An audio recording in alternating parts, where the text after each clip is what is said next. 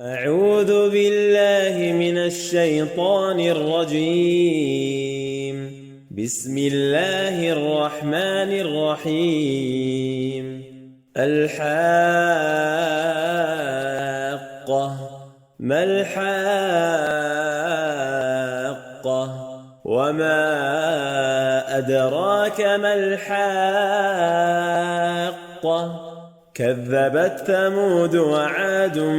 بالقارعة فأما ثمود فأهلكوا بالطاغية وأما عاد فأهلكوا بريح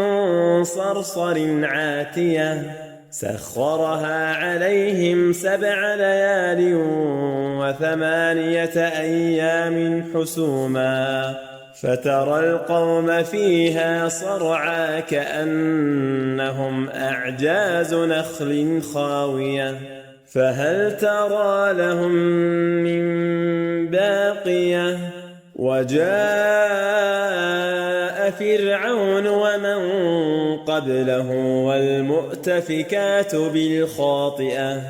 فعصوا رسول ربهم فأخذهم أخذة رابية إنا لما طغى الماء حملناكم في الجارية لنجعلها لكم تذكرة وتعيها أذن واعية فإذا نفخ في الصور نفخة واحدة وحملت الأرض والجبال فدكتا دكة واحدة فيومئذ وقعت الواقعة وانشقت السماء فهي يومئذ واهية والملك على أرجائها ويحمل عرش ربك فوقهم يومئذ 8 يومئذ تعرضون لا تخفى منكم خافية فأما من أوتي كتابه بيمينه فيقول هاؤم اقرءوا كتابيه إني ظننت أني ملاق حسابيه فهو في عيشة راضية في جنة عالية قطوفها دانية كلوا واشربوا هنيئا بما أسلفتم في الأيام الخالية وأما من أوتي كتابه بشماله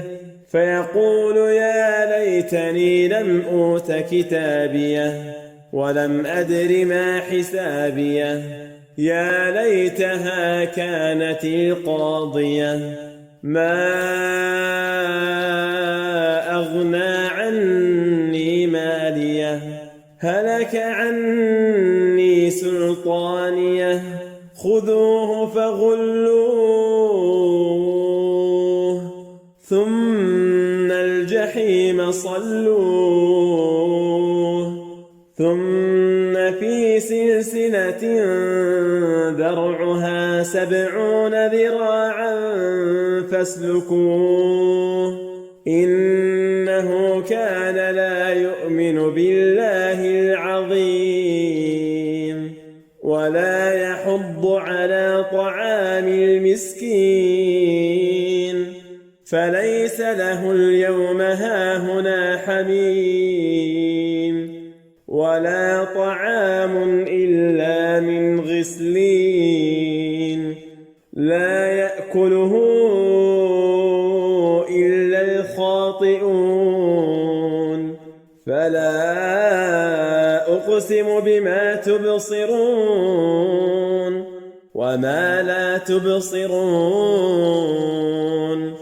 إنه لقول رسول كريم وما هو بقول شاعر قليلا ما تؤمنون ولا بقول كاهن قليلا ما تذكرون تنزيل من رب العالمين ولو تقول علينا بعض الأقاويل لأخذنا منه باليمين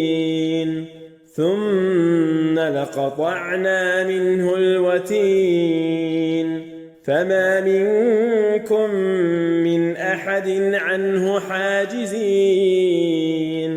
وإنه لتذكرة للمتقين وإنا لنعلم أن منكم مكذبين وإنه لحسرة على الكافرين وإنه لحق اليقين فسبح باسم ربك العظيم